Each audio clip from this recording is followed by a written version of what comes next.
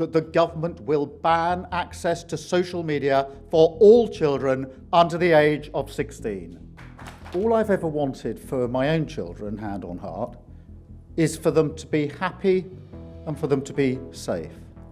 And I think that's what any parent wants. Social media is making children unhappy.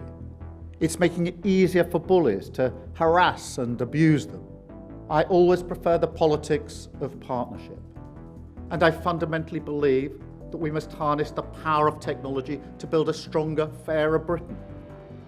But we must also protect our children.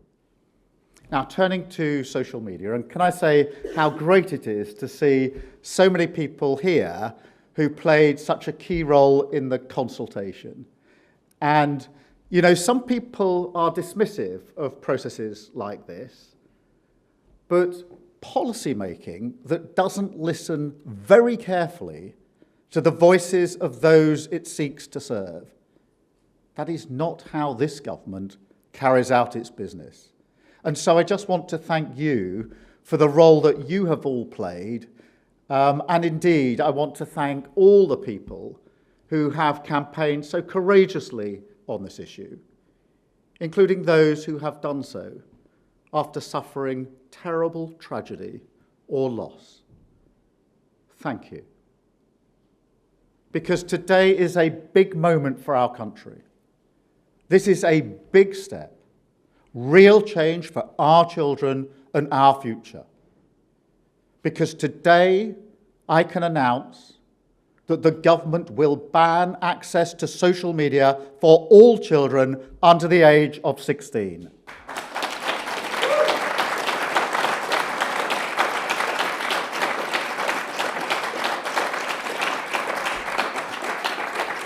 Look,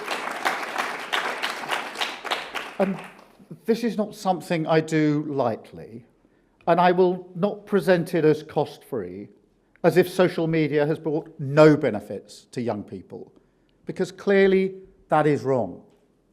But government is always about choices, and it's clear to me that a full ban is the right choice. Now, I come to it as a parent myself. I know exactly the fears that we all feel when we're thinking about this issue.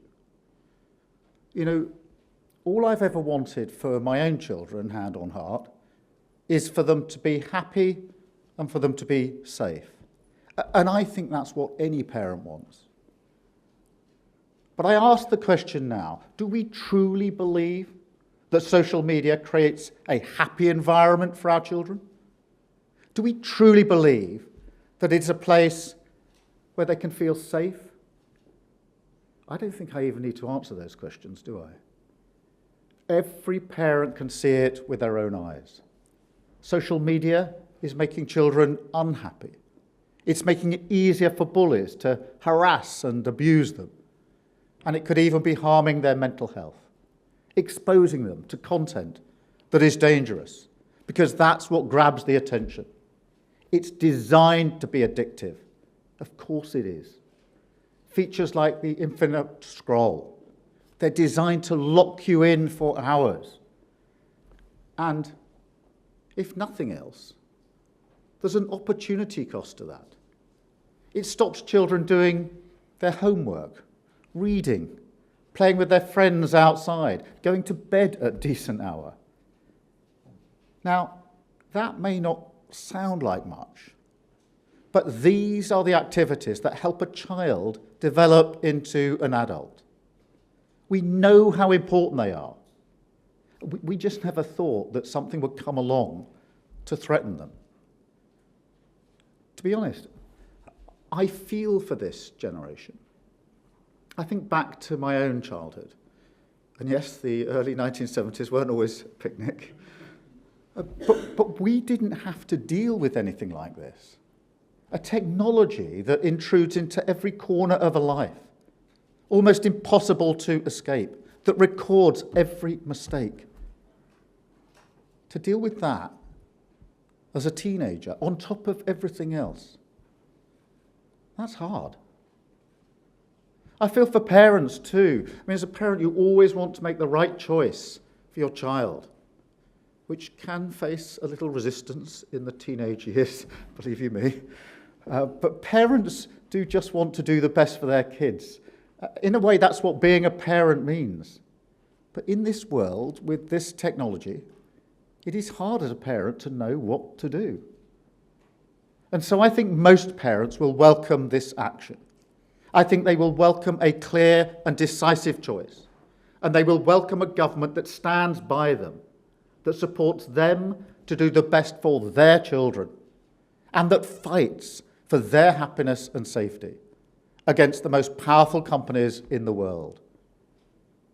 Because this could be a fight, and to this point it has been a fight. Now, it doesn't have to be. I always prefer the politics of partnership, and I fundamentally believe that we must harness the power of technology to build a stronger, fairer Britain.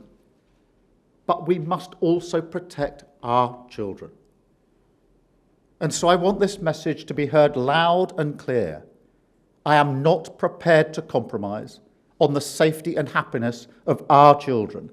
And that is why this ban must happen, and that is why this ban will happen.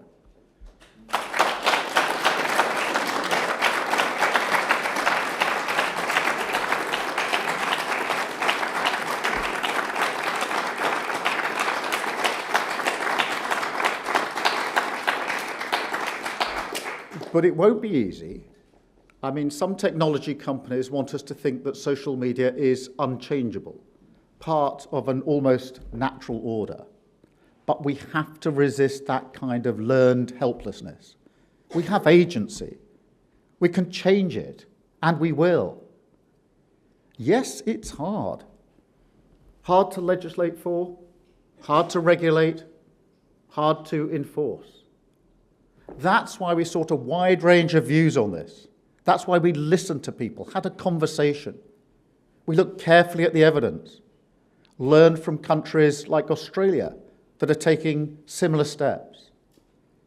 And we're not just bringing forward a ban, we're going further. We're taking world-leading action on gaming services and live streaming platforms, where, at the moment, strangers can contact any child unchecked. Just think about that. Is there a situation in the offline world where you would just let your child pair up with a stranger, an adult that you don't know anything about? No. So we're taking action on that. And look, we know perfectly well that we will have to adapt our approach as technology changes. But building on our experience with the Online Safety Act, we do have an understanding of how to apply age verification. And because of the powers we took in the Children's Wellbeing and Schools Act, we can now move at pace. And crucially, we can adapt as technology changes. We have those powers. So we are ready and confident that this ban can be effective. Now, will it mean that no child ever logs onto social media again? No.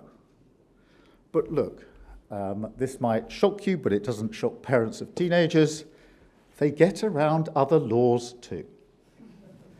But we don't say, oh, look, a teenager managed to get a drink somehow, so let's not bother banning alcohol sales to children. We don't do that, do we? That would be utterly ridiculous. And so I just don't accept that argument. Laws are rules, but they're also an expression of our values. They shape the social contract. And so this will change the conversations that parents have and the expectations of children over time. It will make a huge difference. It will make our children safer. It will make our children happier.